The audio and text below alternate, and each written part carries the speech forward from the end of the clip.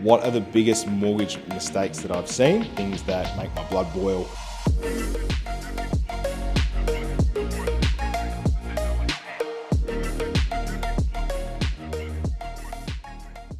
First, and I've said it so many times, is purchasing with the wrong person. So you go ahead, you buy with your brother, you think it's all well and good, and then your brother wants to move to Thailand and he wants to do something, live overseas, sell the property a few years later. You're stuck at home, you're married, you've got a child, you want to hold on to the property, etc. You go in two different life paths, and then that causes you a massive issue. Can even break down the relationship over that one transaction. So that's a really big one. But the other part too is the serviceability. So when I go to the bank, I've got to assess them basically on 50% of the rental each, but 100% of the liability each. So if the loan's 300,000, it's not split 150 each. It's 300 for brother one, 300 for brother two. So initially when I'm doing their numbers, I've got to halve that somewhat borrowing capacity right away. So it's an absolute show. And undoing it used to be a really, really big problem where you had to sell the property. However, there is a product out there that we've got where we can undo that now and actually say 50% ownership to you, 50% ownership to you. But it's a very new product that's only been released by one of our lenders. Have tried and tested it, it's worked well.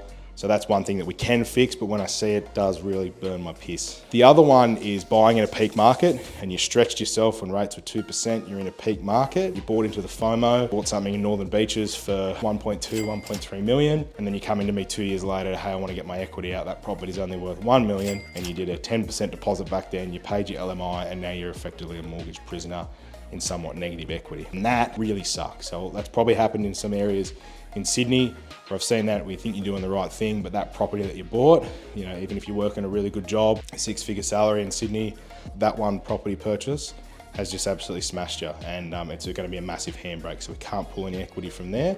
Plus, obviously, you've got that potential stress of being in negative equity. Buying into that FOMO, missing out, and really overstretching yourself can have a devastating consequences. And we have seen it before. People have stretched themselves literally as soon as the interest rates started to go up. I understand no one predicted it, but not having those buffers and really buying into the peak markets, certainly something that's really not ideal. Not managing your credit score. I don't know how many times I've got to say this, but nothing frustrates me more when you don't tell me you've got an undisclosed debt. You've got a default. You've got something so stupid that really could have been picked up at the start. And if we go through the application process and it gets picked up later on, or you haven't been truthful with us, it's just a waste of everyone's time and another unnecessary credit hit. So always be upfront and make sure that you tell your broker if you've had any dramas, we can work our way around it. Just keep on top of your credit score, keep on top of your identity. Just don't try and make excuses. If you're late on a payment, fix it up straight away. Don't blame it on something that happened 5 years ago or whatever, or anything like that, because that's not how the banks see it. I know from a personal level that might be the way it is, but that's not how the banks see it. They're obviously going to be cutthroat, and if you want to build a portfolio, you've got to look after the basics, because if you can't manage a card for $3,000 or an afterpay and it's overdue, how the hell are you going to manage a loan for 300K? So these are the fundamentals, and you really need to make sure you're on top of that as well. So they're the three things that really, really frustrate me, but we can fix them all and make sure we've got them all set. So having dramas,